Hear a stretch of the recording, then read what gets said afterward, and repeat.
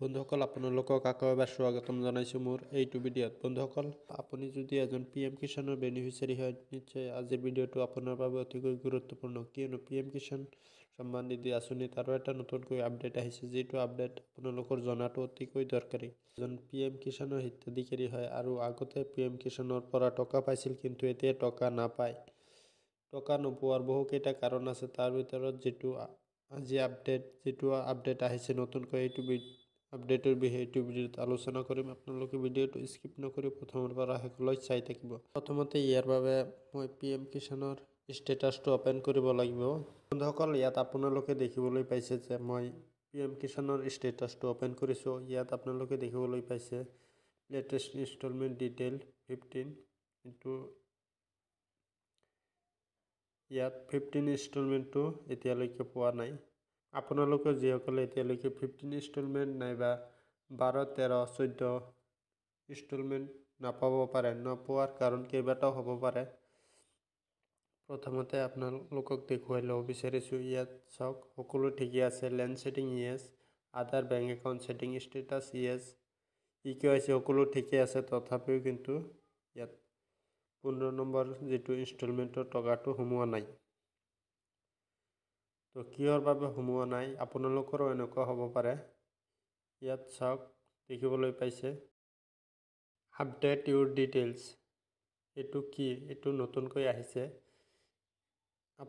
এইটো এতিয়া কৈ লওঁ যে আপোনালোকক এইখিনি গোটেইখিনি সকলো ঠিক থকাৰ পিছতো আপুনি কিয় PM কিষাণৰ পৰা টকাটো নাপায়।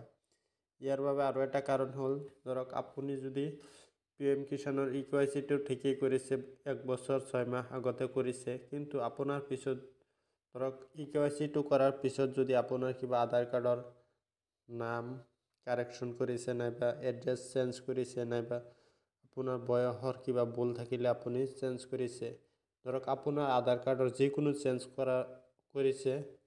কৰাৰ পিছত আপুনি আকৌ EKYCটো কৰা নাই, যাৰ বাবে আপোনাৰ আধাৰ কাৰ্ডৰ লগত আৰু PM কিষাণৰ যিটো অফিচিয়েল ৱেবছাইট আছে সেইটোৰ লগত মিল হোৱা নাই, যাৰ বাবে আপোনাৰ টকাটো সোমোৱা নাই। আগতে সকলো ঠিকে আছিল।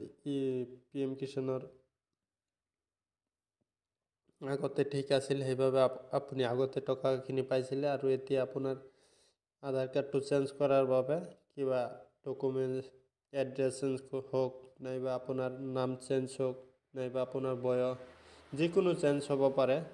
চেঞ্জ কৰাৰ পিছত আপোনাৰ মিল নথকাৰ বাবে আপুনি PM কিষাণৰ পৰা টকাটো নাপাব পাৰে। ইয়াত আপোনালোকে দেখিবলৈ পাইছে আপডেট ইউৰ ডিটেইলছ। আপুনি যদি কিবা চেঞ্জ কৰিছে, এইটো আকৌ আপডেট কৰিব লাগিব PM কিষাণৰ পৰ্টেলত। কাৰণ এতিয়া বৰ্তমান চৰকাৰে আধাৰ কাৰ্ডৰ জৰিয়তে DBTৰ মাধ্যমেৰে সকলো স্কিমৰ টকাবোৰ দি আছে। আপোনাৰ আধাৰ কাৰ্ডত যিটো এড্ৰেছ থাকিব, সেইটো এড্ৰেছ আপুনি যিটো স্কিমৰ পৰা টকা পায়, সেইটো এড্ৰেছ ছেম হ'ব লাগিব। সেইটো আধাৰ কাৰ্ড আৰু সেইটো ডকুমেণ্টছ, নাম, সকলো এড্ৰেছ একে হ'লেহে আপোনালোকে DBTৰ মাধ্যমেৰে টকাটো পাব। এতিয়া আমি ইয়াত যদি ক্লিক কৰি চাওঁ আপডেট ইউৰ ডিটেইলছত, নম্বৰটো দিলে, ইয়াত যিহেতু EKYC কৰা আছে, ইয়াত আকৌ আধাৰ নম্বৰটো সেই একেটা নম্বৰ মাৰি চালে EKYC ইজ অলৰেডি ডান বুলি দেখাব। আপোনালোকৰ যদি কিবা চেঞ্জ কৰিছে আধাৰ কাৰ্ডৰ পৰা, আপোনাৰ বয়স হওক, আপোনাৰ নাম হওক, নাইবা আধাৰ কাৰ্ডৰ পৰা এড্ৰেছটো কিবা চেঞ্জ কৰিছে যদি, তেনেহ'লে আপুনি ইয়াৰ পৰা নহয়, আপুনি বেক কৰি ইয়াত আহিব। ইয়াত আপোনালোকে বহুকেইটা অপশ্যন পাই যাব। ইয়াৰ পৰা আপোনালোকে just name correction as per Aadhaar, ইয়াত ক্লিক কৰি দিব। ইয়াত আপোনাৰ আধাৰ কাৰ্ডত যিটো আপডেট হোৱাৰ পিছত যিটো নাম আছে, আপোনাৰ যিটো নাম আছে, যিটো বয়স আছে, যিটো এড্ৰেছ আছে, সকলো ছেম তেনেকুৱাই দিব লাগিব। ইয়াত ধৰক আপোনাৰ আধাৰ কাৰ্ডৰ যিটো নাম আছে সেইটো দিব, সেইটো আধাৰ কাৰ্ডৰ নম্বৰটো দি দিব। দিয়াৰ পিছত কেপচা কোডটো দি আপুনি চাৰ্চ কৰিব লাগিব। ইয়াত আপুনি সকলো আপডেট কৰিব লাগিব।